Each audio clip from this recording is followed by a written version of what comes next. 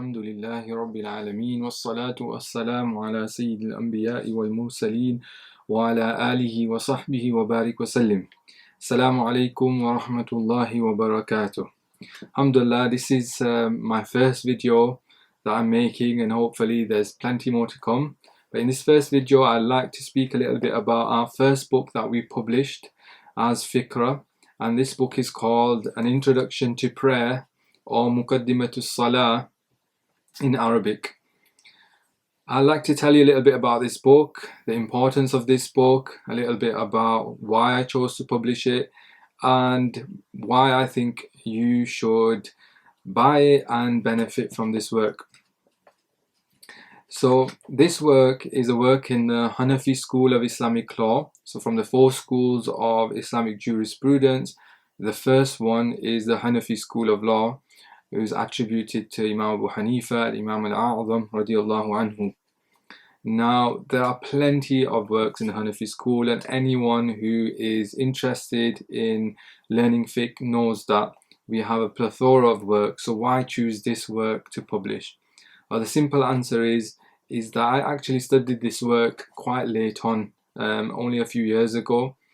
I started off first with Lutf al-Muluk and then al-Quduri and the sort of usual works that you normally study in the Hanafi school. But then one of my teachers, he was teaching this work, Muqaddimat al-Salah, and so I decided to go. After finishing this work, I found it extremely succinct and brief, and it sort of summarized the rulings of prayer, because obviously this work, from the name, An Introduction to Prayer, is just about the rulings of prayer. It has nothing else from purification or Hajj or Zakah. It's just the rulings of prayer, and it summarizes the rulings in a really succinct and efficient way. And that's really important if you're a beginner student in any science, but especially in fiqh, because fiqh, there are so many rulings, and Salah is one of the biggest chapters in fiqh. So if you want to start learning fiqh and you're interested in learning Hanafi jurisprudence, then this book is a really good book to start with. Now, a little bit about the book. So this book is, as I've mentioned, is called An Introduction to Prayer, and the title of the work is Muqaddimat al-Salah.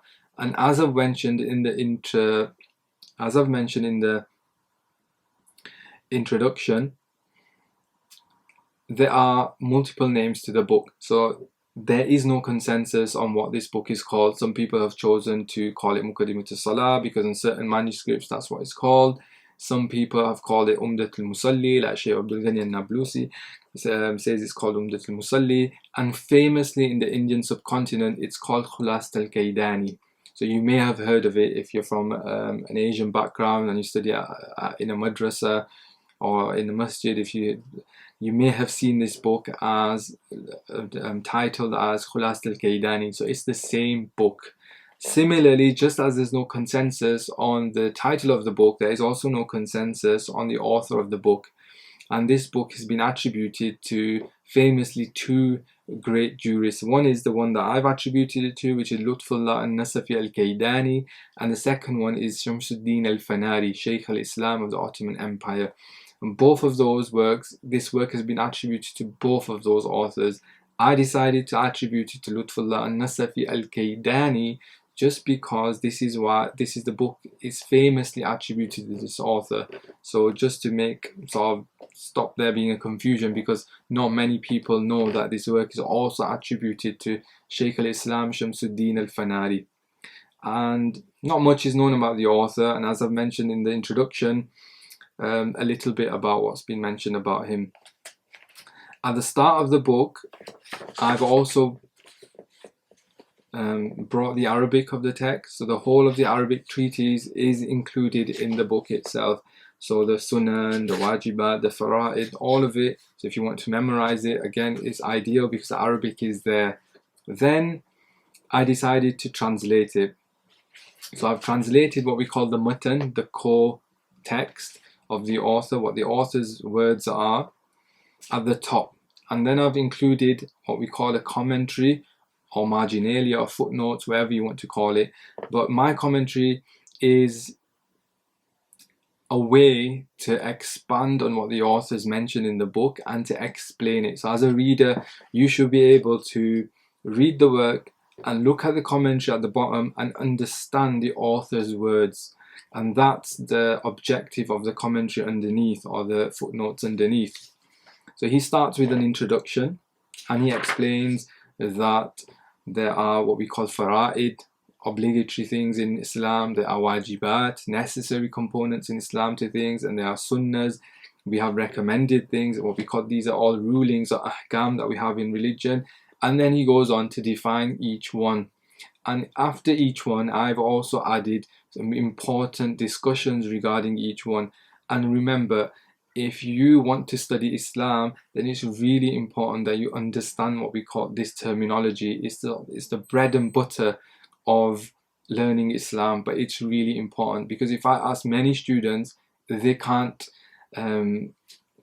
differentiate between, for example, a fard ilmi and a fard amali. So if I say to them, what is the ruling of wiping the head, a quarter of the head, for the Hanafi students, they'll say it's fard, it's a component in wudu to wipe a quarter of the head.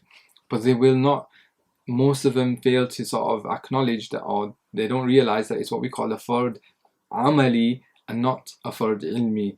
And all of these differences and these nuances are mentioned in either in the book or in the footnotes, and it's all explained in detail.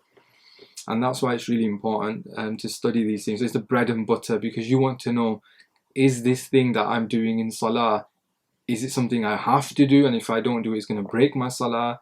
Or is it something that I do, my salah is still valid, but it's deficient?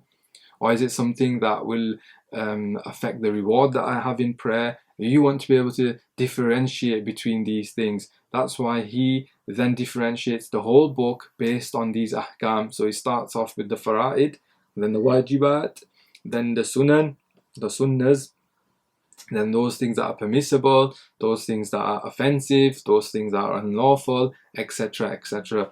And after each mas'ala or each ruling, if there is anything that needs to be explained, then I've written it underneath in the footnotes. And you probably can't see it here.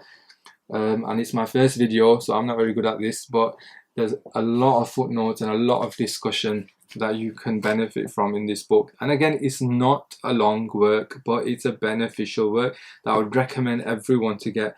I mean, altogether, there are about, how many pages is this work, including the references? You're looking at about 87 pages. And that's not a big work, that's quite a short work. But it's a good work to start with. I mean, instead of starting with a lengthier work and then you never finish it, if you study this with somebody like a local teacher, or if you're interested in studying with myself, then you can contact me at info@fiqhra.org, and I'll put the email address at the bottom. Then feel free to contact me, because I really do believe that it's a really excellent book for keen students to begin with.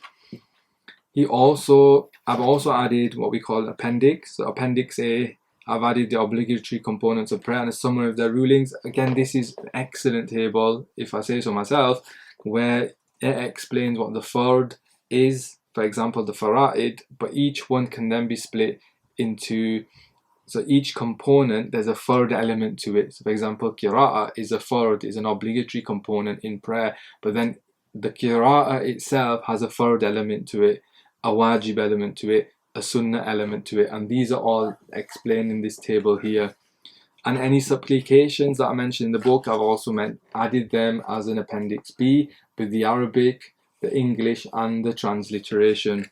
So I mean, inshallah, there's benefit in this book and I would recommend it. I've added the link at the bottom, the Amazon link where you can buy the book from. I think it's also available on Kitabun and Dar Taqwa, if I'm correct. I've not managed to record teaching this book and adding it on the website, so right now it's not available on the website, but inshallah in the future I hope to record the classes and you can listen to them as pre-recorded videos and benefit from the class then, inshallah. But until then, buy the book, you should read the book, benefit from it, connect to our tradition, And if you have any questions when you're reading the book and you don't understand anything, then feel free to contact me at info@fiqhra.org. Assalamu alaikum.